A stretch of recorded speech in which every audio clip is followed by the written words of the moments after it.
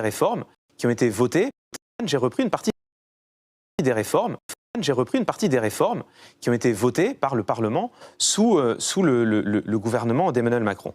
En octobre 2017, on a l'intégration d'une partie de l'état d'urgence dans le droit commun. En mars 2019, on a élargi les techniques d'écoute et de surveillance. Ça a été censuré par le Conseil constitutionnel. En mars 2019, toujours, renforcement des pouvoirs du parquet. Ça a été également censuré par le Conseil constitutionnel. En avril 2019, tentative d'introduire une interdiction administrative de manifester, donc c'est une attaque directe sur le droit de manifester, censurée par le Conseil constitutionnel.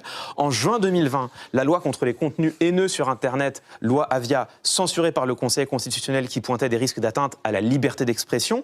En novembre 2020, tout récemment, dans la loi de programmation de la recherche, pénalisation de l'occupation des campus universitaires, donc manifester sur un campus universitaire, ce que font tous les étudiants depuis des générations et des générations, c'est désormais puni de 3 ans de prison et 45 000 € d'amende. Et enfin, novembre 2020, risque de pression sur le travail des enseignants-chercheurs, puisqu'il est désormais écrit dans la loi que les libertés académiques s'exercent dans le respect des valeurs de la République. Alors, le Conseil constitutionnel a censuré une partie de ces mesures. Oui, mais le 20 novembre dernier, Yaël Braun-Pivet, la présidente de la commission des lois de l'Assemblée nationale, quelqu'un de très important dans le dispositif législatif, a souhaité, je cite, une évolution du Conseil constitutionnel. Pour l'instant, elle parle juste d'une procédure qu'elle aimerait être contradictoire, mais enfin tout de même, elle demande, elle souhaite, elle exprime son souhait de toucher au Conseil constitutionnel.